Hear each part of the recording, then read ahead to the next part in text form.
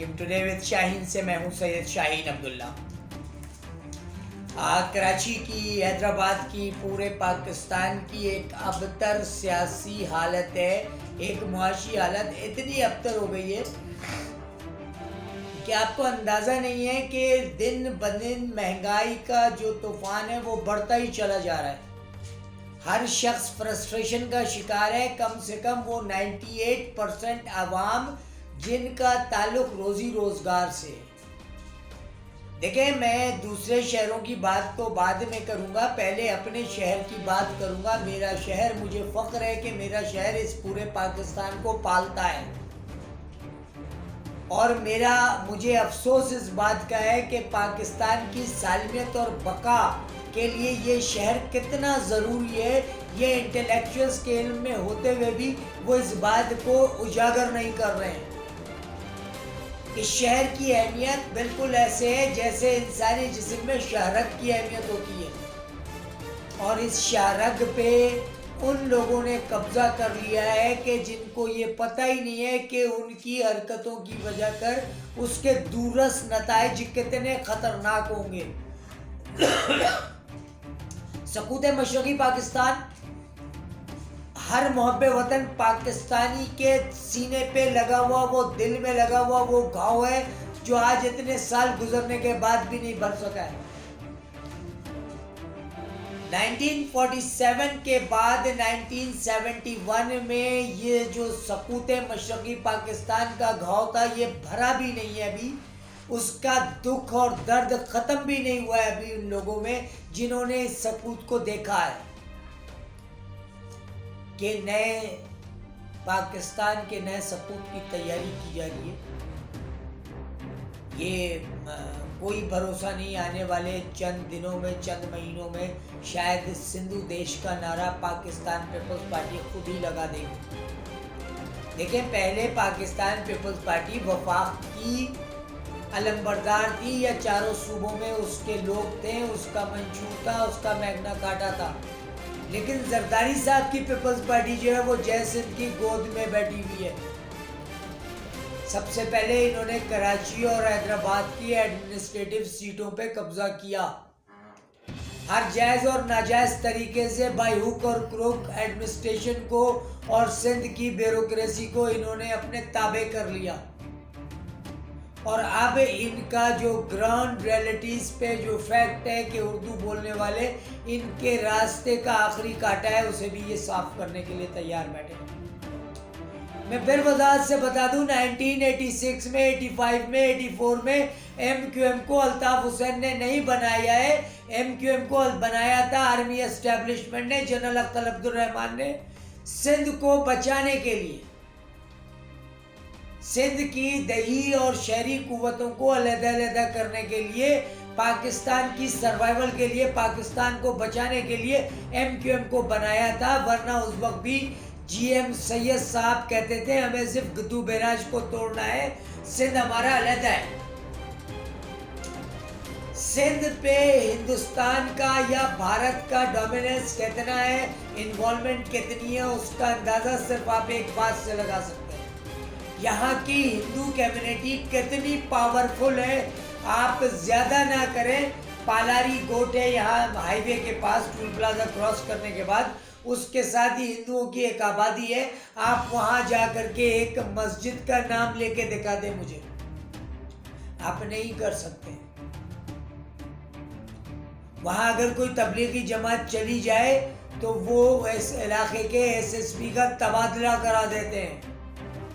पूरे पाकिस्तान की इकोनॉमी में जो सिंध का हिस्सा है उसका 90% पैसा इन हिंदुओं के पास है। अच्छा, अब सवाल ये पैदा होता है उसकी वजह क्या है। 1947 में जब पाकिस्तान बना, जब सिंध हिंदुस्तान से अलग होकर पाकिस्तान में आया, तो यहाँ के जितने बड़े कारोबारी लोग थे या जितने बड़े जमींदार थे हिंदू, वो अपनी ज़मीनें, अपनी महलात अपने मुंशियों को देकर चले गए। अच्छा, वो मुंशी जो था वो बाद में वडेरे की शक्ल इख्तियार कर गया और फिर पॉलिटिक्स में भी और पार्लियामेंट में भी आ गया।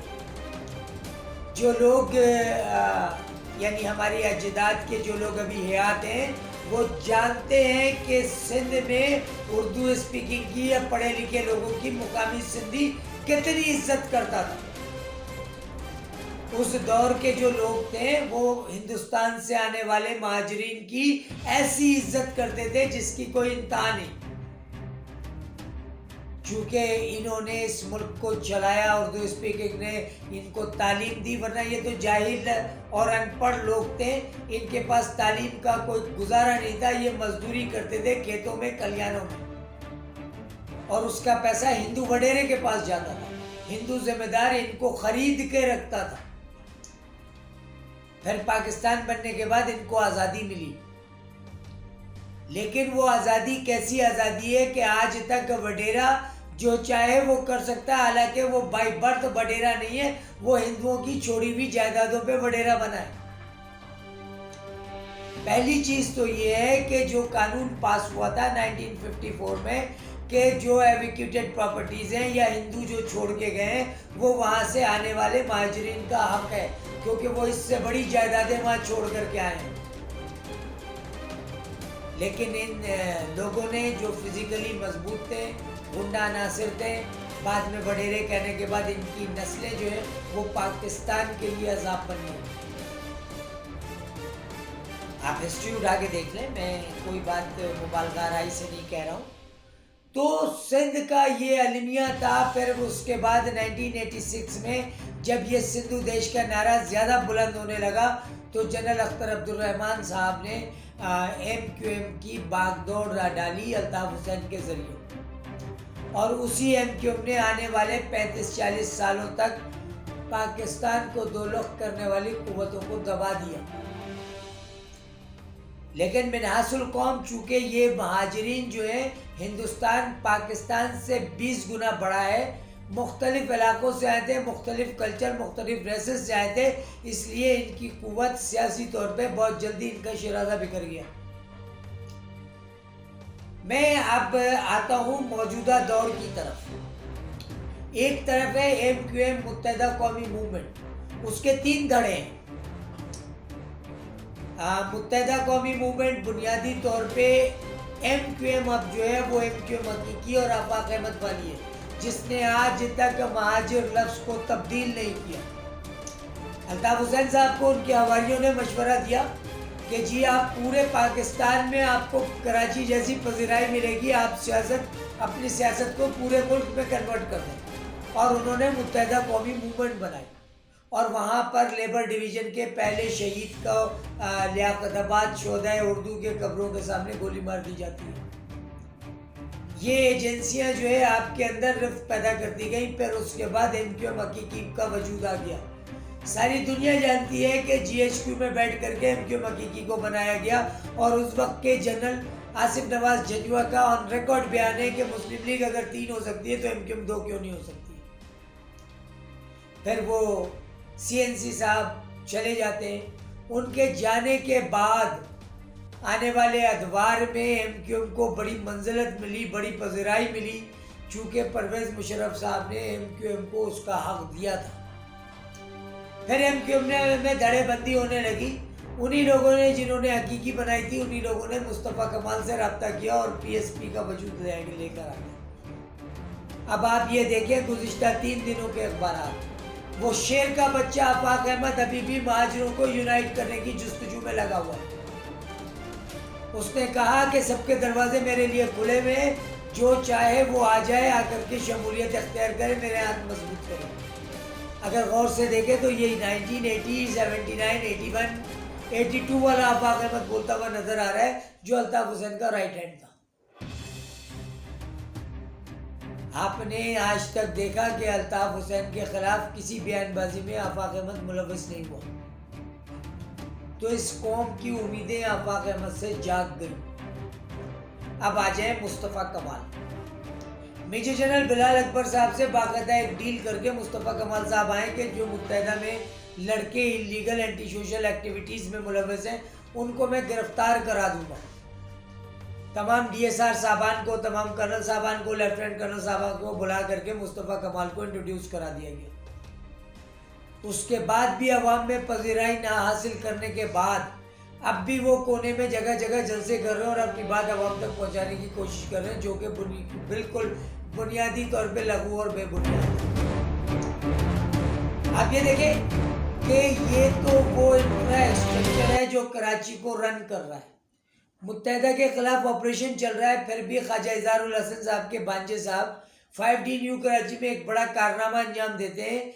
एक बिल्डर जो कि पहले ही तबाहाल है, उससे ज़बरदस्ती दुकानें छीनते हैं। उनके साथ मुकामी लोग कोई भी नहीं है, वो गुलशन से पूरी टीम लेकर आया था जो इस काम को करेगी। तो ये जो छोटे छोटे मफादात होते हैं, अभी मुस्तफ़ा कमाल साहब के पाकिस्तान हाउस में पीपल्स पार्टी का एक डेलीगेशन मिलकर आया। आज जब आफाक अहमद ज़बान की बुनियाद पे कौम को मुत्तहद कर रहे हैं, तो यही PSP के जनाब मुस्तफ़ा कमाल साहब पाकिस्तान पीपल्स पार्टी से मुज़ाकरात कर रहे हैं, उनसे मान रहे हैं। यानी पीपल्स पार्टी अब इन तीनों में से इनको खरीदने की कोशिश करेगी और हो सकता है कोशिश कर भी ली हो सकता है कामयाब भी हो गई।